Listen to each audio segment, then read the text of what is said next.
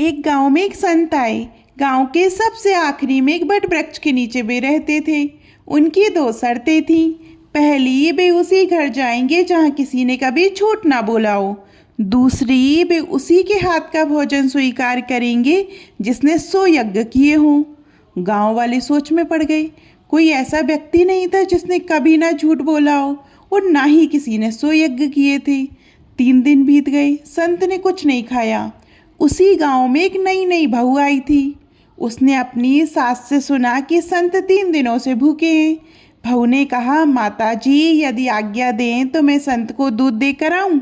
सास ने कहा, बेटी बड़े बड़े लोग लौट आए, तुम क्या कर लोगी। बहू बोली, यदि वे स्वीकार नहीं करेंगे तो कम से कम उनके दर्शन का पुण्य तो मिलेगा। वह 2 किलोमीटर पैदल चलकर संत के पास पहुंची। हाथ जोड़कर दूध का गिलास आगे रखा और बोली, महाराज जी कृपया करके ये दूध स्वीकार कर लीजिए।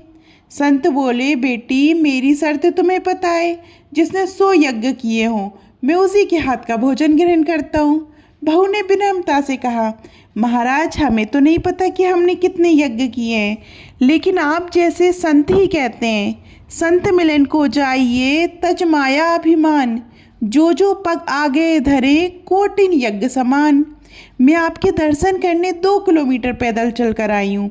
यदि संत दर्शन के हर कदम पर करोड़ों यज्ञ का फल मिलता है तो कृपया करके इसे स्वीकार कर लीजिए।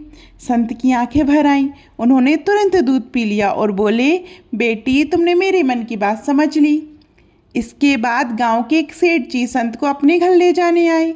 गांव वाले जानते थे कि व्यापारी तो कभी ना कभी झूठ बोल ही देता है, इसलिए सब आश्चर्य में थे। रास्ते में संत ने पूछा, सेठ जी तुम्हारे पास कितनी संपत्ति है। सेठ बोला, महाराज बस 3000 की संपत्ति है। गांव वाले हैरान हो गए क्योंकि सेठ के पास तो करोड़ों की संपत्ति थी।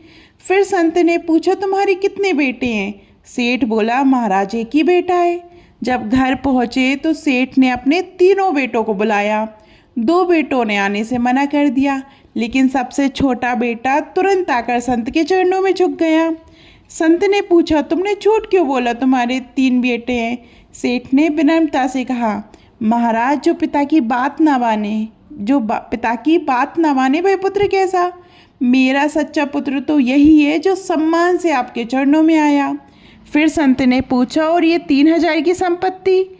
सेठ बोला, महाराज मैंने जीवन में 3 बार दान किया, रामचरितमानस कथा, भागवत कथा और अनाथ आश्रम में। वही धन मेरे साथ जाएगा, वही मेरी असली संपत्ति है, बाकी सब तो यहीं रह जाएगा।